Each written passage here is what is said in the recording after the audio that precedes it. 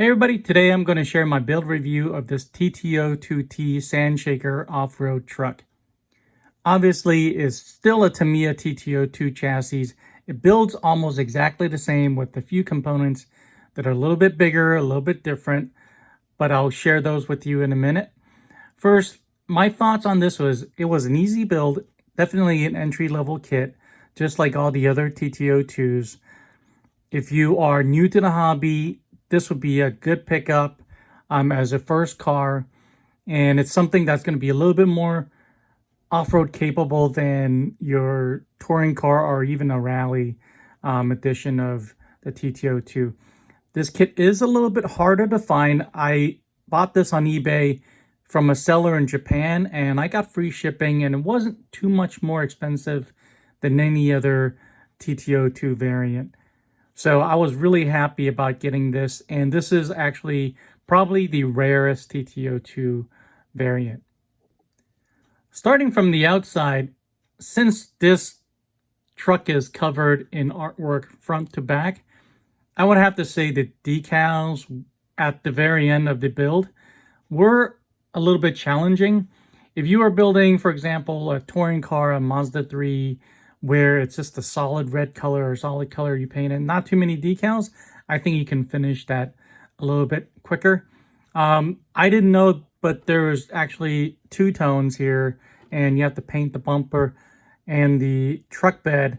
So there was a few steps to painting this that I wasn't expecting. I thought this was just a white truck, one color, paint it and be done. But it turned out to take me a little bit longer than I thought. So that's something you can probably plan ahead and just do a little bit at a time while you're building the kit itself, rather than waiting to the end like I did. Let's go ahead and take the top off and talk about some of the features. So one difference right out of the box was that this kit didn't come with an ESC. I had to go out and get a Hobby Wing 1060. Not a huge deal, about a $20–$25 addition.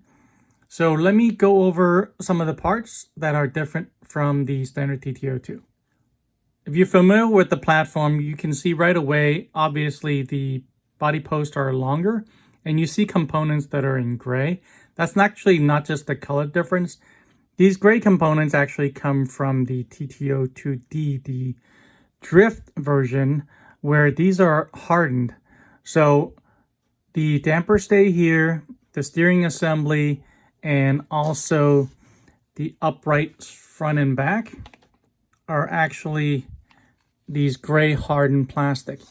And if you ever wanted to upgrade your own TT-02, regardless of variant, that's actually a parts tree that you can buy separately that are in this gray hardened condition. That's something to note. And of course, you can see here there's a oversized plastic bumper up front, and it gives you a lot more protection than the urethane bumper for off-roading, bashing, or whatever. I'm going to feel a lot more comfortable having this bumper up front when I'm bashing this and taking this on the track for a run today. The chassis itself is true to TT-02 layout. You have a mid-motor design with the battery on one side and electronics on the other. It gives it great balance. The steering assembly is the same as any standard TT-02, as well as the damper stays. Obviously, there's a ride height difference between this TT-02T Sandshaker and the standard TT-02 variant. And that comes from the longer dampers as well as the larger wheel and tires. The difference is this has 34mm ground clearance, whereas the standard TT-02 has 11.